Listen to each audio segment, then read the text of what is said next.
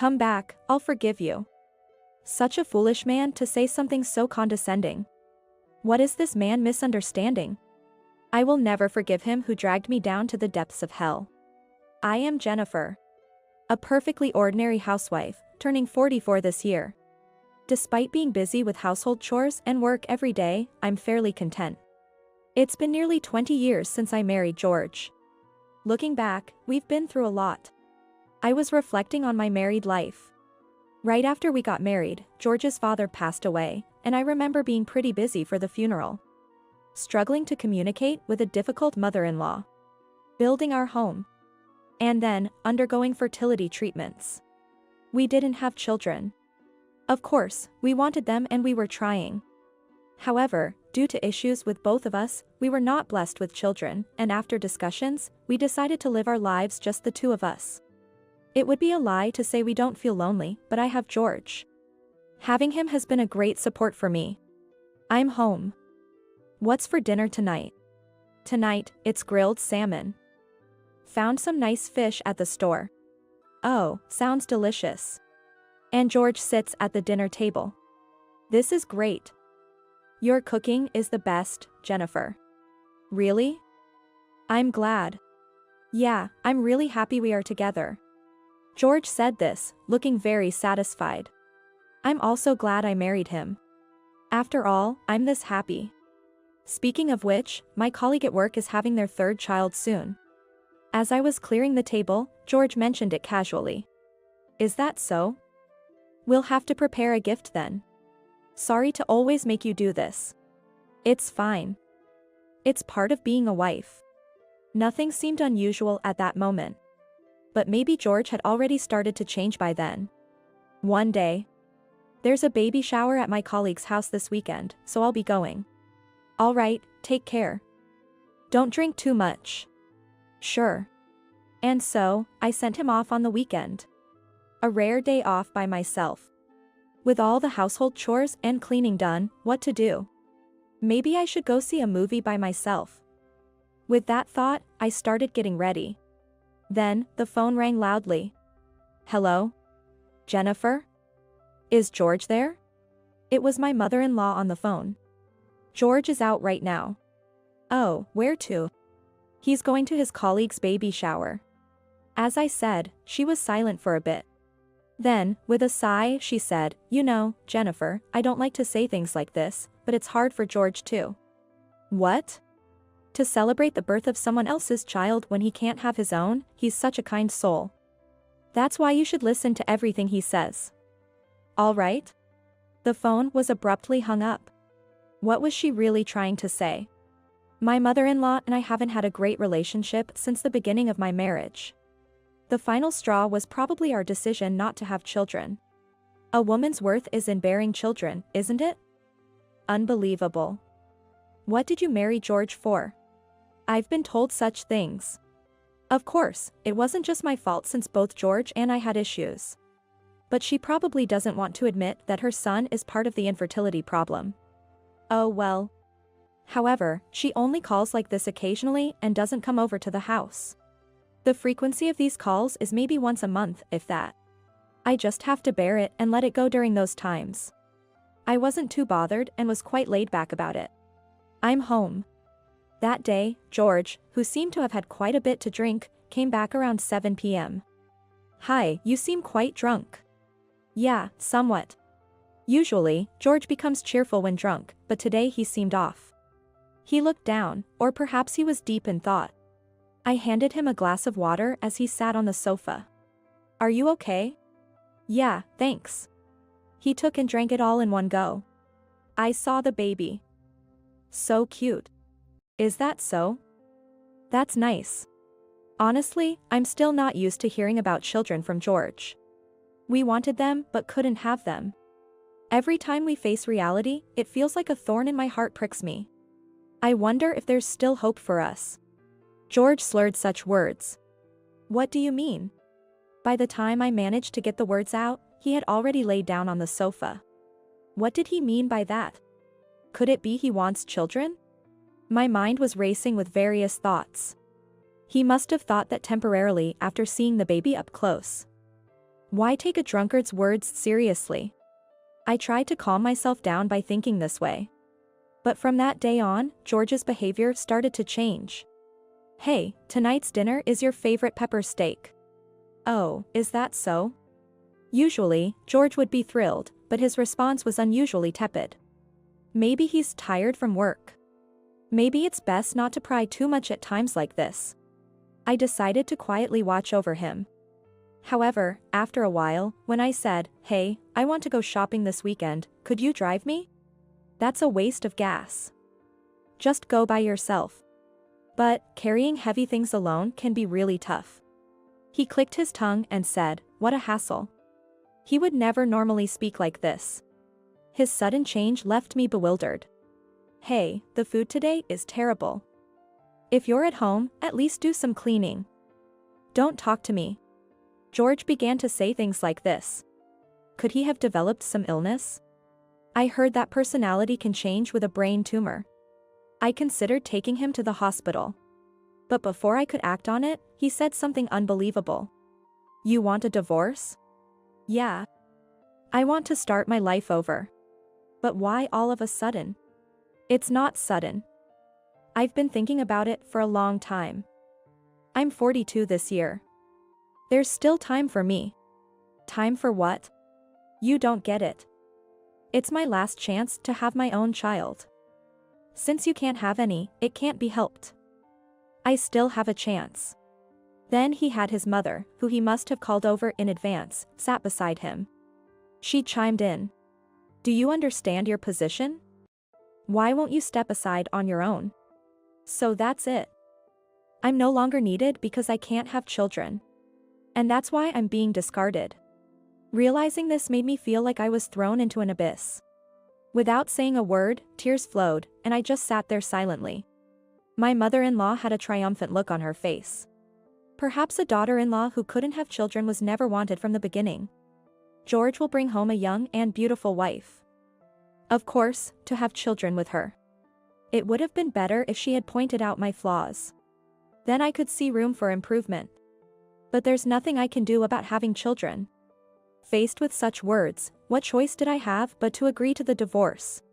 Why? We had been a happy couple until now. I dedicated myself to my husband, determined to live my life with him. But was that just my own wishful thinking? I felt empty and sad, with nothing to do but cry. Think of this as your last kindness, sign the divorce papers. Kindness. Perhaps it was kind to let him go if he wanted children that badly. Or are you going to ruin my life with your selfishness? Because of my selfishness. Faced with such words, I had no choice but to sign. My mother-in-law's satisfied face further gouged my heart. And then George mercilessly kicked me out. After 20 years of marriage, such treatment was too much to bear. After the divorce, I was like a shell of myself, and my parents were deeply worried. But the feeling of being betrayed and abandoned by the one I loved never faded. I spent my days crying. Maybe when tomorrow comes, I'll be back to my old life. Maybe tomorrow, he'll tell me it was all a lie. That's all I could think about. But worried about me, my friend Maggie came to visit. Jennifer, you can't let that man beat you down. You've been a good wife all along, Maggie said. Maggie has been one of my few friends who kept in touch from the beginning of my marriage until now. She's a strong and kind woman who always praised and encouraged me. I always received strength from her. In this world, there are as many men as there are stars. I won't forgive you if you don't find happiness. Encouraged by her words, I gradually began to regain my spirits. Before getting married, I worked in accounting. Despite a gap of nearly 20 years, I was able to find a job thanks to Maggie's introduction. Continuing my studies and obtaining qualifications even after marriage paid off. Interacting with others and working took my mind off things. I was enjoying my life every day. All thanks to you, Maggie. My parents seemed relieved to see me back on my feet. 5 years had passed since then. On my way home from work, I encountered a person. It's been a while. And you are? Don't be cold, it's me. You haven't forgotten, have you? What does he want now, after all this time? And he's brought his mother along. Were you waiting for me? I had no choice. I don't know where your new home or workplace is. I thought I might run into you if I walked near your parents' house. It felt eerie. What do you want? I've brought you a good offer. George is really kind, you know. You should be grateful, said the smiling my ex-mother-in-law. Her smile made me uncomfortable. I checked the time on my watch. I'm in a hurry. I told you I've brought you a good offer. Listen up. Let's not talk here, let's go into that cafe. I was forcibly taken to the cafe. You can come back if you want. George suddenly said something absurd. His mother smiled beside him. What kind of joke is this? You cried so much, refusing the divorce. I've thought a lot about it. I couldn't leave you alone, feeling sorry for you. Come back to my side. George said. I almost burst out laughing at my ex-husband's words. No, I can't laugh yet. I looked down to hide my laughter. Did they mistake my reaction for cherishing their words? They kept talking to me. I've thought about you all these 5 years. You felt the same, didn't you? You couldn't forget, right? Even after the divorce, George cared about you and waited without remarrying, his mother added. So, he couldn't remarry, after all. If you come back, there are things I want you to do. You'll be more comfortable that way, he said. It seems this is the main topic. I asked, showing interest. What do you want me to do? It's about my mother-in-law, George's grandmother. She's become senile recently, and it's been tough, she explained. I see, that's what it was all about. Come back right now, I love you. I couldn't hold it in any longer. I burst out laughing uncontrollably. The two of them looked at me in astonishment. Are you that happy? Then, Jennifer. Come to our house from today. Both of you, please keep the jokes to your faces. I said coldly, looking down at them. Who would return to be a slave now? You didn't stay unmarried by choice, you just couldn't remarry, right? How could you think I still love you after such a terrible breakup? Give me a break. I placed money for my coffee on the table and was about to leave the cafe. Then, a girl walked into the cafe. I'm back. The girl ran into my arms. Sophie. Welcome back. What's going on? I saw you from outside, Mom. The girl started talking to me with a big smile. George and his mother looked on in astonishment. Mom, what's for dinner today? What should we have, hamburgers? Yay! I love hamburgers. George looked back and forth, between me and Sophie, his mouth trembling. Mom? What? What do you mean? Are you remarried? Yes, I am. Oh. Didn't you know? Of course, he wouldn't know, because I didn't tell him.